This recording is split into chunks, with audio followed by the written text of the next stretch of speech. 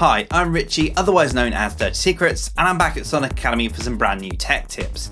Now, usually when we put effects on a track, we tend to put them on the send channels. So, for example, we'll put a reverb on a send channel, and then we'll take 3 or 4 tracks within our projects and send a certain amount of that to the reverb channel to put them all within the same space. It's a really good practice to do that.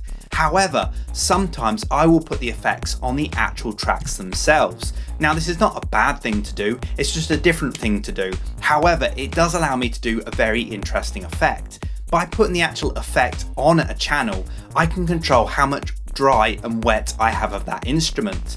Now, when it comes to breakdowns and build-ups and things like that, I can use that dry wet knob to be able to take it away, take that dry away and add more wet, which has a really interesting effect of kind of taking a sound further away and then bringing it back again. As you add more wet and you take away more dry, the sound seems to go further away. And then when you bring that dry back in again and take the wet away, then that's when the sound comes straight back at you again. So it's really good for breakdowns and build-ups. And that's what I want to show you in this tip. So let's head into Ableton and I'll show you exactly how to achieve that.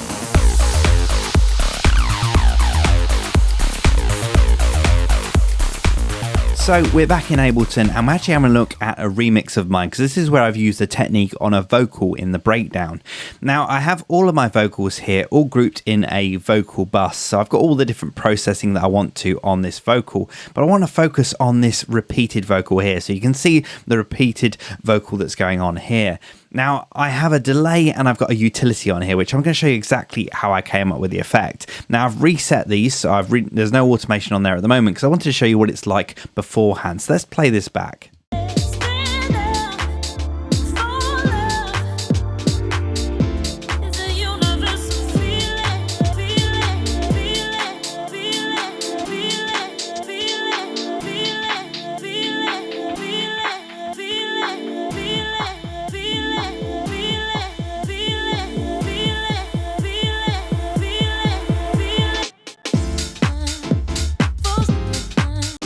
So that's how it's sounding without any automation on at the moment. So I've got this delay and I've got this utility on there. I'll come on to the utility in a moment, but I've got the delay, and what I want to do is I'm going to increase the dry wet over time so that we're getting more wet and less dry, because the more I increase this knob, so say for example if I increase this to 30% wet, that means we're getting 70% dry. So we're kind of getting a mixture between the two. So what I want to do is I'm going to start at 0, and then I'm going to increase it to around about, let's say about 50%, maybe a little bit over. Let's go 55. Remember, this is 55% wet and then 45% dry. So we're actually taking away that kind of dry vocal and we're adding in more wet. It's kind of almost balanced out. So it works really well for this kind of technique. So let's hear how that sounds.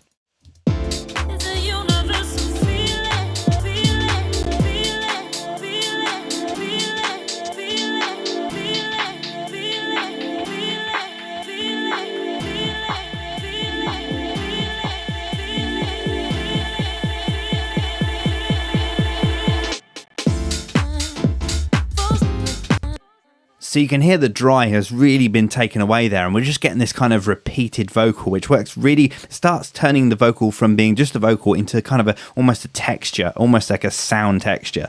So it's really working really quite well at the moment, but I almost kind of want to enhance this kind of fact of it kind of going away, like being pulled away and then being pushed back again. And that's where we're going to use the utility. So as I always go on about with all my tips, it's always great to automate the gain on a utility rather than the volume level on your actual track, because then you can't mix it afterwards.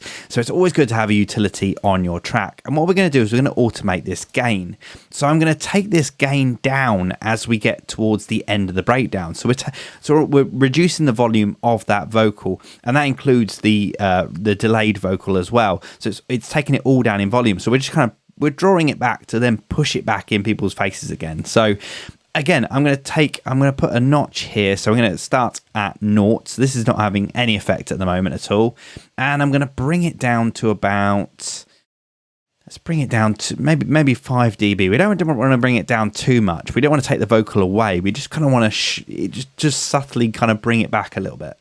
So we got it down to about 5 there. And then what I'm going to do is I'm then going to increase it at the end here. I'm going to put a little ramp up at the end. So what we want it to do is we want it to kind of gradually go down in volume very, very subtly, very, very slowly. And then all of a sudden at the end come ramp straight back up again to be right in people's faces. And that really works well in the breakdown.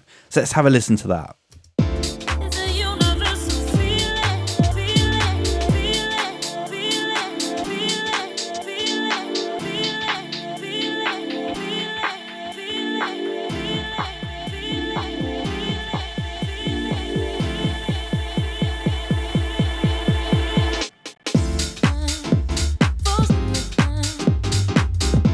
So it works really well to kind of build up that breakdown. That kind of delayed vocal really works well as, a momentum for that build up before it comes back in again. Works really well, and I really love that technique. So still the standard practice is to put your delay and your reverbs on the bus channels, but I wanted to show you that putting them on the actual tracks can actually create some really interesting effects, especially when you come to breakdowns and build ups. It works really well.